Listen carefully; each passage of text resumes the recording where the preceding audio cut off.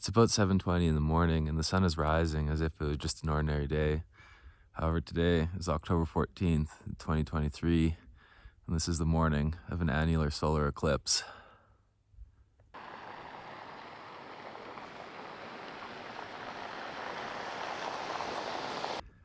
This is my first eclipse experience. I've never watched or photographed one before. So this is the annular eclipse on October 14th, 2023. For this one, I drove from Manitoba all the way down to New Mexico, and it's been one of the most stressful photography experiences that I've ever had. So that's kind of the first topic I want to touch on. And then also, I want to put in a little bit about preparation and some lessons that I've learned along the way.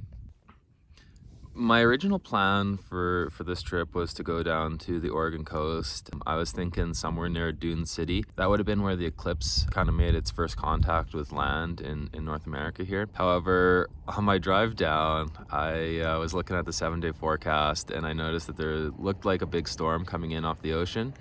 And we kind of at that moment decided to change course and drive due south and see where we ended up. From the moment we started, 4 hours into the journey, we've been on plan B.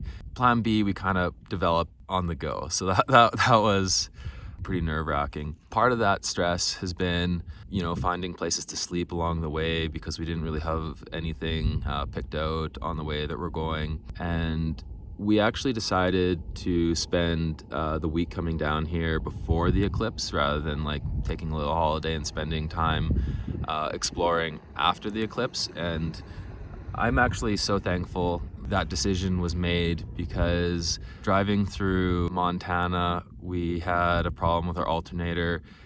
We were lucky that we were able to get into a shop in Great Falls and get it replaced the next day. It happened on a Sunday, and we were fortunate enough to get it replaced on the Monday. We still lost a day of travel, but if we hadn't given ourselves extra time, we might have missed the eclipse because our alternator broke. There's always things that can go wrong, and it's always good to give yourself time for something like this.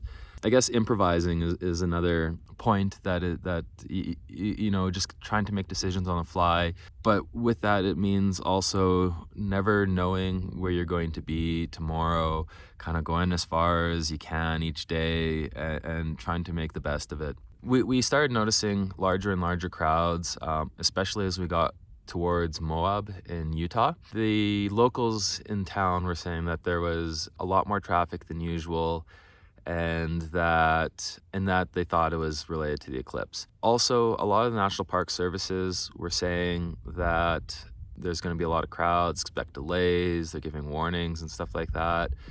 At one of the BLM campgrounds near Moab that we stayed at, we were talking to an individual, and he was saying that the day before he had been to a place called Valley of the Gods, and that there were already thousands of people camped out there. He said it was crazy, it was congested, it was wild. They were not going there.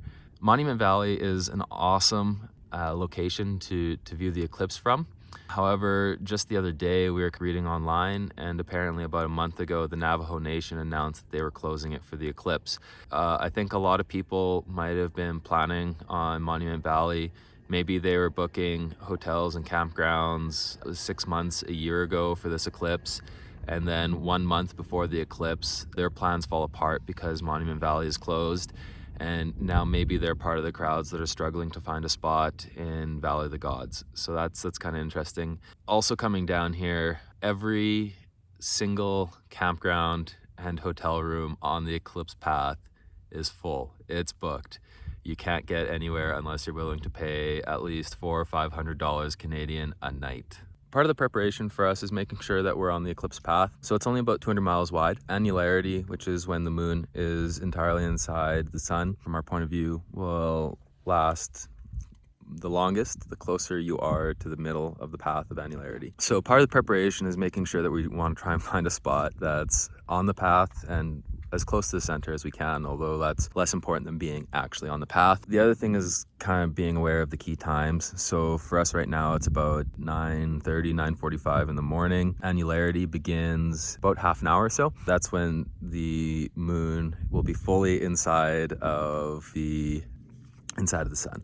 Right now I can put my solar glasses on and take a look, and I see a crescent sun because the moon is covering about a third of the sun already. It's actually wild. It's one of the coolest things I've ever seen. Aside from making sure that you're in the right place at the right time, you know, you got the right weather. Obviously today we got crystal clear skies. Maybe when we're in annularity, it'll last 4 minutes, 43 seconds. I might be able to see if we can see darkness or a little bit of the moon inside the sun. But I'm filming this on my cell phone because my cameras are busy.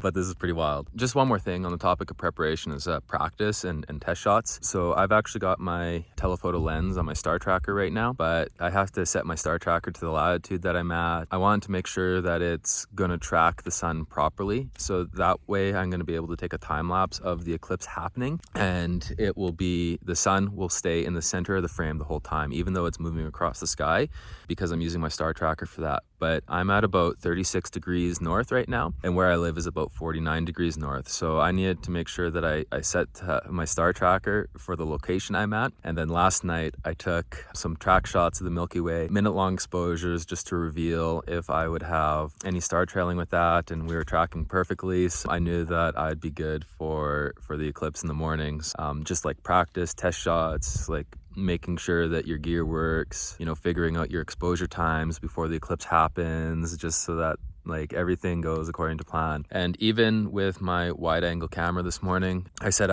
got set up a little bit late because I was prioritizing my telephoto camera.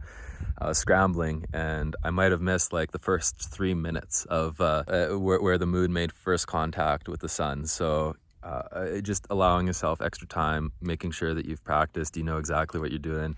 And every now and again I have to manually trigger this one because this remote for the intervalometer wasn't working ideally, and I just didn't have time to fuss around with it, so I'm doing it manually. We're about 10 minutes from annularity now, and I'm kind of starting to notice that the light has taken on a strange quality.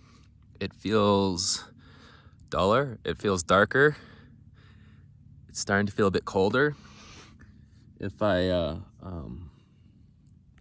look at the shadows from my hand, the shadows are blurry. I've never actually experienced something like this before. Here you can see the shadows from my hand taking on a very strange quality. The light here is just so bizarre.